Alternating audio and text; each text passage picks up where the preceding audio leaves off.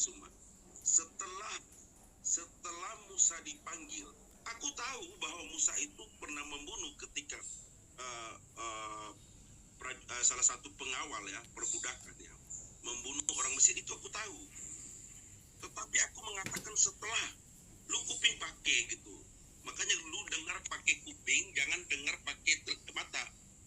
Aku bilang setelah Musa dipanggil di Gunung Horeb dan kembali ke Mesir, lu pakai kuping. Nah, kalau lu pakai kuping, lu jawabnya pakai lu jawab dengar di kuping gitu. Jangan lu mengatakan bahwa saya tidak pernah mengatakan Musa tidak pernah membunuh. Saya mengatakan setelah Musa dipanggil oleh Tuhan di Gunung Horeb. Makanya dengar tuh pakai kuping, bro. Itu setelah Musa dipanggil Tuhan di Gunung Horeb dan kembali ke Mesir dan memberitahu kepada bangsa Israel agar kembali ke tanah Kanaan, tidak pernah satu kali pun Musa dengan tangannya membunuh manusia.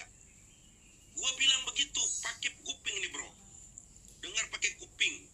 Dan Musa tidak langsung menyerang bangsa-bangsa.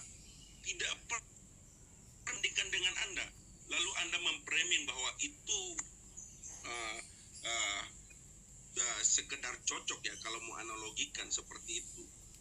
Oke lah, kalau Anda mengatakan bahwa saya tidak merujuk kepada Muhammad, bahwa itu dinubuatkan untuk Muhammad.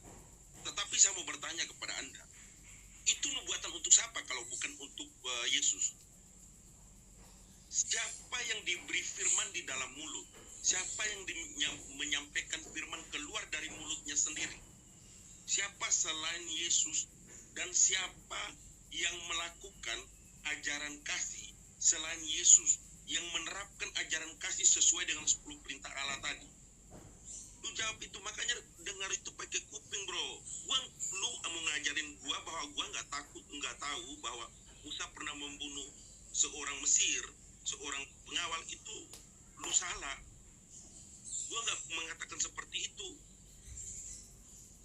Jangan ngajarin gua, bro. Makanya dengar pakai kuping, bro. Lanjut.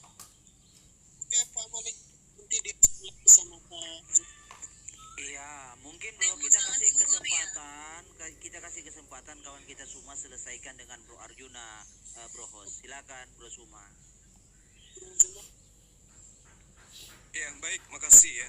Jadi perintah setelahnya itu adalah perintah membunuh, itu terlalu banyak untuk Musa. Tumpas segala apa yang bernapas, jangan kau biarkan apapun yang bernapas. Itu perintah Tuhan setelah Musa itu menerima perintah di Gunung Horeb. Cuman memang tidak dijelaskan Musa membunuh si fulan, Musa begini, tapi perintahnya kemudian tumpaslah. Itu Musa praktekkan, Bung. Tapi nggak dijelaskan dia membunuh siapa. Hanya dikatakan bunuhlah semua apapun yang bernapas. Bukan cuman manusia, hewan pun disuruh bunuh. Apapun yang bernapas itu harus dibasmi.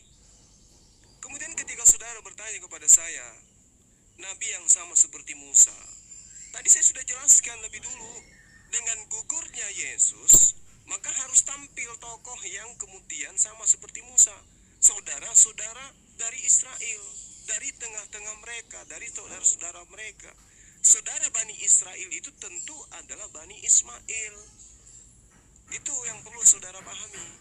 Sehingga ketika Anda mengatakan bahwasanya Nabi itu harus dari Bani Israel, itu menyalahi konsep. Itu menyalahi konsep. Karena tidak seperti itu data yang ada dalam kitabnya orang Yahudi. Ulangan 18 itu jelas dikatakan, seorang nabi dari tengah-tengahmu, dari antara saudara-saudaramu, sama seperti aku, akan dibangkitkan bagimu oleh Tuhan. Ya, sama seperti Musa. Jadi kita harus mencari nabi yang sama seperti Musa itu. Tadi di awal saya katakan saya tidak ingin mengangkat Rasulullah Muhammad SAW. Kalian pasti tolak. Tapi tolong buktikan bahwa Yesus itulah yang Anda maksud sama seperti Musa. Tapi sampai pada detik ini tidak satupun di antara kalian yang bisa membuktikan. Ya, yang malah Anda buktikan, Erben buktikan Yesus sama seperti patung tembaga. Ada lagi tadi yang membuktikan bahwa Yesus itu justru malah sama seperti Siddhartha Gautama. Lalu seperti Musanya di aspek mananya? Tidak bisa Anda tentukan itu, tidak bisa Anda jelaskan kepada saya. Karena memang nggak ada, karena memang bukan Yesus.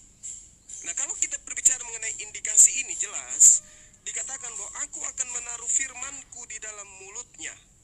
Firman di dalam mulutnya berarti nabi itu akan menyampaikan firman selayaknya Musa menyampaikan firman.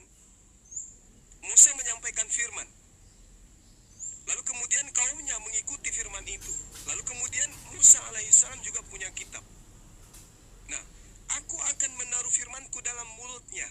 Berarti sang nabi harus menerima firman, harus menyampaikan firman.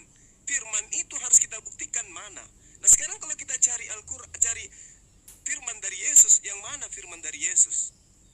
Kita lihat Lukas, Tepolius yang mulia. Banyak orang yang menyusun berita-berita. Itu firman, tapi dari mulut Lukas. Apakah Lukas ini sama seperti Musa? Begitu juga Markus, Yohanes, Matius, Paulus. Apakah mereka ini sama seperti Musa? Tentu tidak. Yesus aja kagak, apalagi mereka. Tapi baginda Rasulullah Muhammad SAW, aku akan menaruh firmanku dalam mulutnya. Makanya pada saat penerimaan wahyu pertama, teman-teman, Iqra, Rasulullah diminta untuk mengulangi. Kenapa? Karena firman itu harus diulang, harus berada di mulut Rasulullah. Rasulullah harus melafalkan lafaz yang diperintahkan untuk disampaikan. Maka dikata Iqra, Bismi rabbikal ladzi khalaq. Dia baca, dan itu seterusnya terjadi selama kurang lebih 23 tahun. Rasulullah menerima firman di mulutnya, lalu dengan mulutnya sendiri dia sampaikan kepada para sahabatnya. Itu yang dimaksud. Tapi kalau Yesus menerima firman, mana firman Yesus? Yang ada adalah firman Lukas, firman Matius, firman Yohanes. Mereka menuliskan hanya berdasarkan terhadap kesaksian-kesaksian.